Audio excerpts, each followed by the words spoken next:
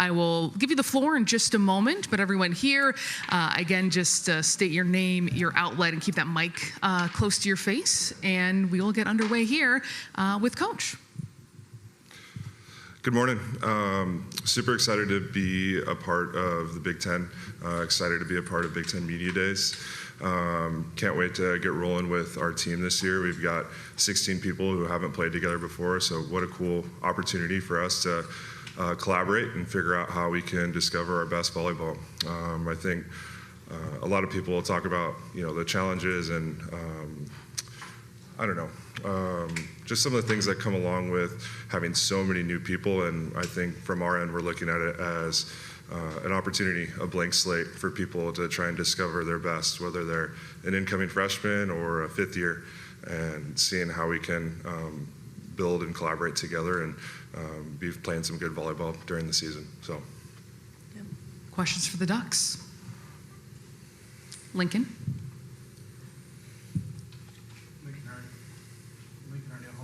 Trent, you've been to a new job before. How was the challenge different at Oregon, starting from scratch, building up this roster from what you inherited? Yeah, so each time, I've walked into a new position, a new team, they're completely different than the last.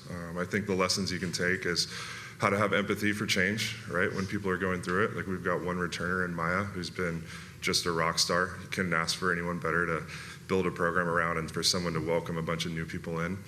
I think, the other parts are just, how do you build teammateship? How do you build, an environment where people feel like they can collaborate and be curious about the game and how they can develop themselves to help our team accomplish what we want to accomplish.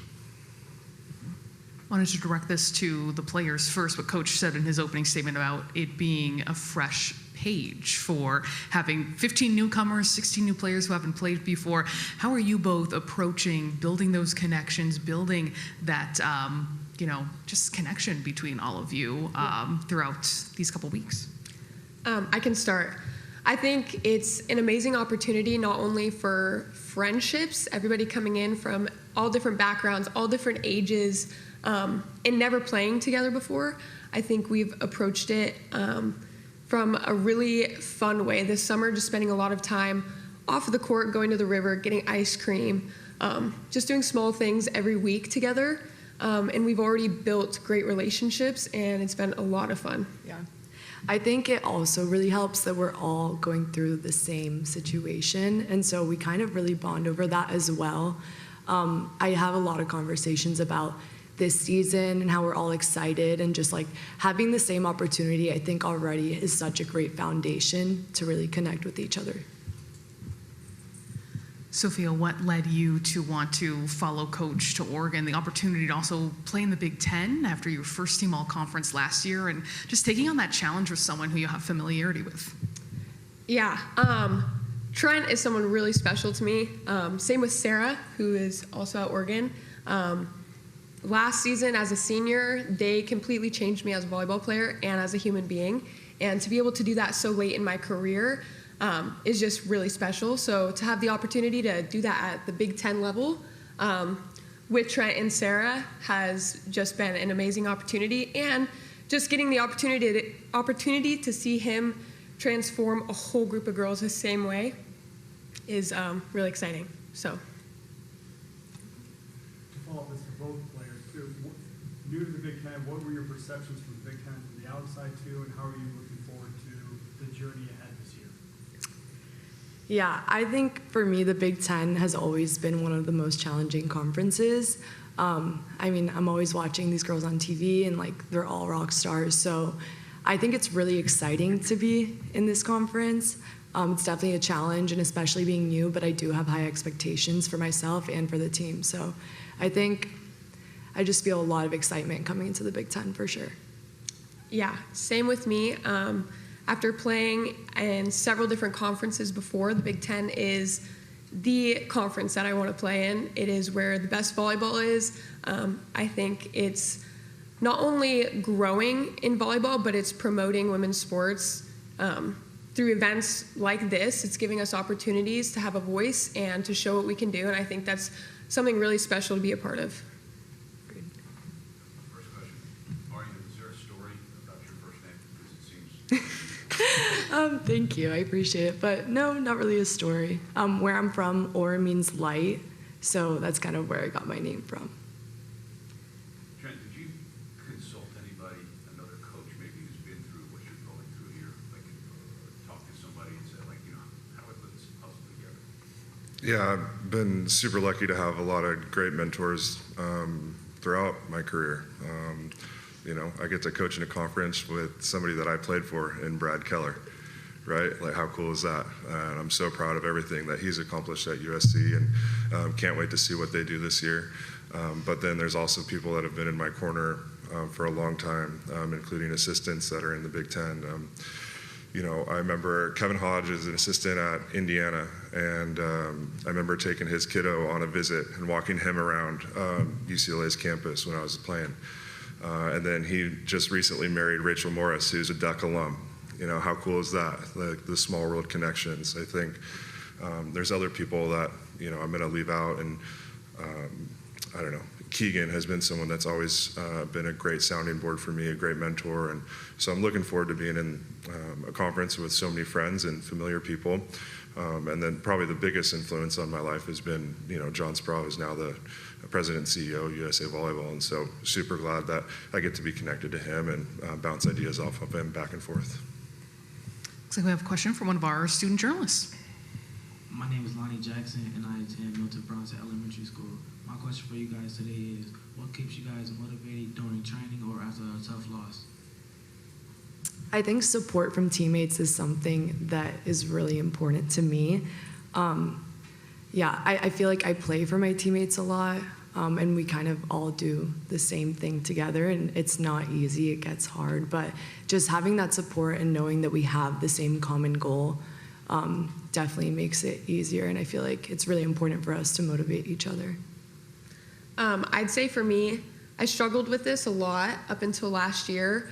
Something else that Trent taught me is that failure is what is going to make you grow, and learn from your failure. And I think after being able to accept that, you turn losses into learning moments, and that's kind of what I've just gone by in the practice gym after games, and I'm really excited for our gym to learn that this year too.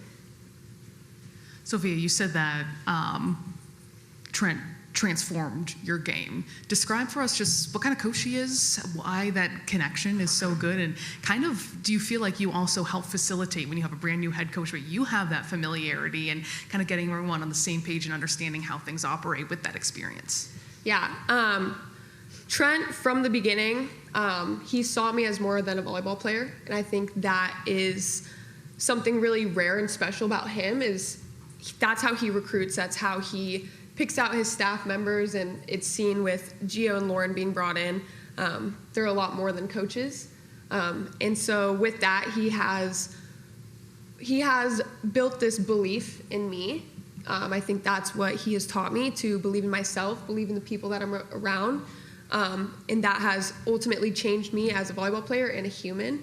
Just having belief, regardless of who we're playing, regardless of what we're going through in school or in our life. And that has just changed everything for me. Along with that, like what I said earlier about failure is okay. And we preach that in our gym. And so I'm really excited for him to step into the Oregon gym and to start just talking about all of that with everybody else. I think we've started already as a team, believing in each other, especially with a group of really young girls who are transforming from club to the Big Ten. It's scary, but they're all doing a really good job, and it's the constant belief in this team and this new roster, and it's definitely being seen already. So, Question in the back corner. Hi guys, Sue Marriott, Big Ten Network. I'm going to keep it with Trent since we're on the topic. Trent, when you joined the conference and were announced as head coach, I think it was maybe a day later, maybe 2 days later, it was the annual coaches meeting. You were thrown into that right away. Can you just talk about just the whirlwind of like jumping in, and I know you mentioned Brad, but just also the support that you've received from the coaches in this league? Yeah, I mean, being a part of the Big Ten has been a dream. and it's a dream because it's not only the most elite conference as far as volleyball wise, but there's some really great people that are within it, right?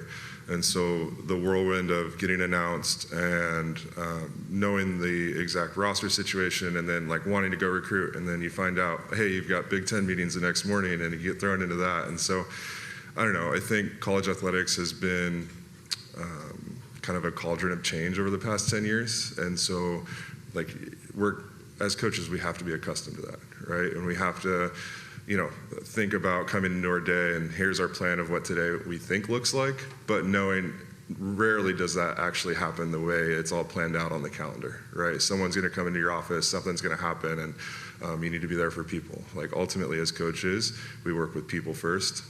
They're not just X's and O's on a chalkboard. And so they're going to have personal things that come up. They need help, they need guidance, this or that.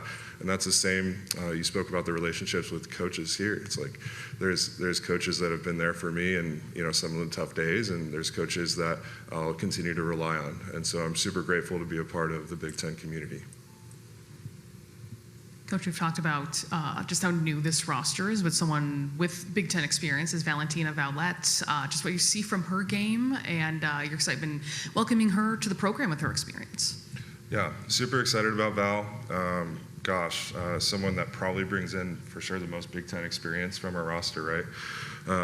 She's got a great serve. She does things at an unbelievable high level. She really wants to learn the skill of passing, and so I'm excited to try and train her on that. But yeah, we'll rely on her experience and her being in the Big Ten for the past 2 years. And I think the last piece is she was left off the preseason, all Big Ten team, and she was second team all year. And I think she should have a chip on her shoulder. She's got something to prove this year. Coach, related to what I asked Sophia, for folks who are, you to your style, how would you describe your volleyball philosophy, the system we might see instituted at Oregon, and just how you define success on the court? What do you want that to look like? Yeah, I think in previous years I've come into the season thinking, okay, like this is about the system we're going to run. I think this is how it's going to bring out our best for X, Y, and Z reason. And this year there's so much unknown. I have worked with, 2 of the players in the gym, 3 with Maya. And so we're going to have to collaborate together. And maybe it's not like the exact system that I've ran in the past. Maybe it's, hey, how do we get your best and continue to work on maybe running a faster system or a slower system or this or that. And so I think this, the beauty of this season is it's going to be a really big collaboration with all of our players and discovering, hey, what brings out your best in these situations and how can we talk about it and get on the same page as fast as we can. Do we have more questions for the Ducks in the room? All right, we have a couple more from our students, and I'll come right here too.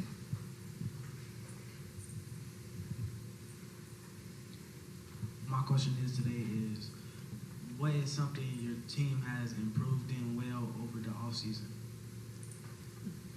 I'll take that. Thank you for the question, buddy. I appreciate it. So we haven't had a traditional spring season where we've had everyone in the gym working together and working on skills. We had one person in the gym, and then we also trained Noemi Glover and Colby Neal, who are going to other institutions. And so super excited because we wanted to treat them like alumni, like they were a part of the Duck family. They did some great things in the past. But really it was so much about serve receive and developing that skill for Maya. Like we have one returner coming back, and we just hammered serve receive for the couple months that we could train in the spring. And so again, like not a traditional spring season for us. It'll be a lot different answering that question next year. But super excited about the work that Maya put in and how much better she got. Another one here? Was there one? My name is Antonio Lawler. I attended Milton Bronson Elementary School, and my question is, what are your intentions while you're coaching your players? Yeah, I think there's a bunch of micro behaviors that happen every day, right? Little coaching cues, this or that, check-ins, how you doing?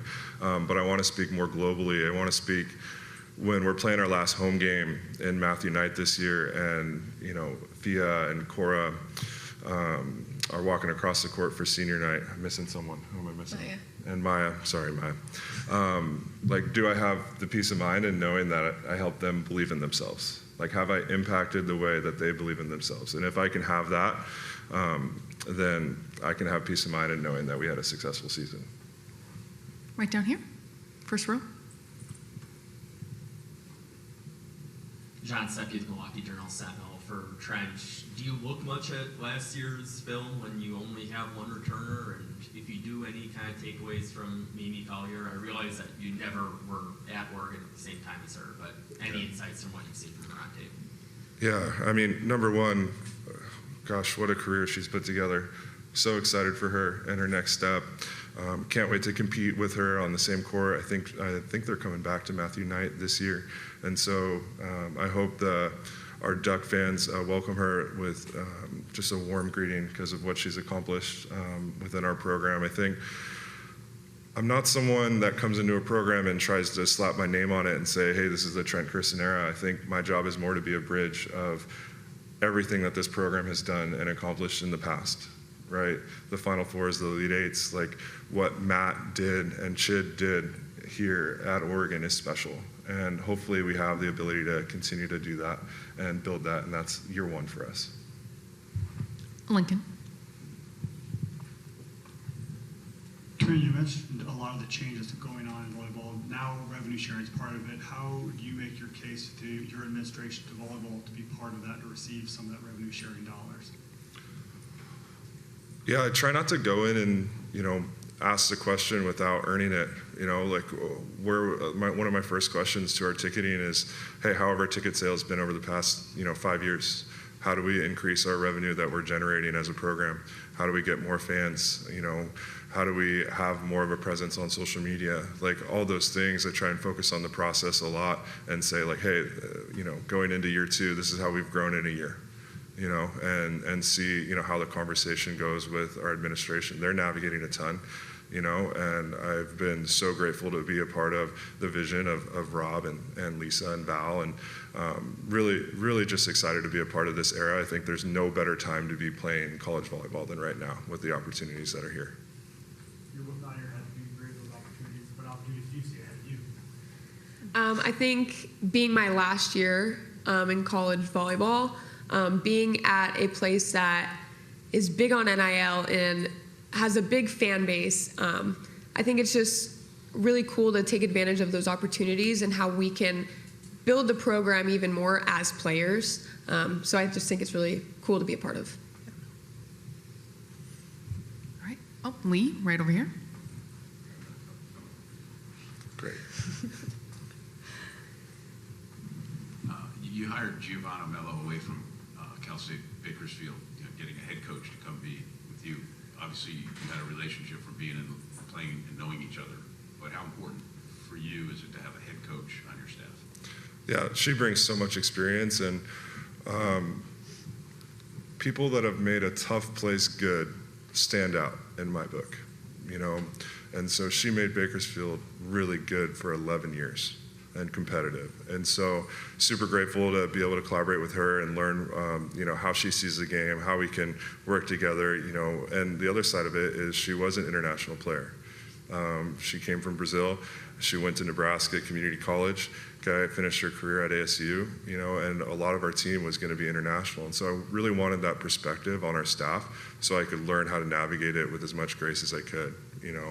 I think there's so much good things about Gio and what she brings to the office every day. She's just excited to be there, fired up to work. She's not scared of working hard. And I'm excited for our team to look up to her and help guide them in their process. All right, any more questions for the Ducks? All right, thank you all very much. Thank you.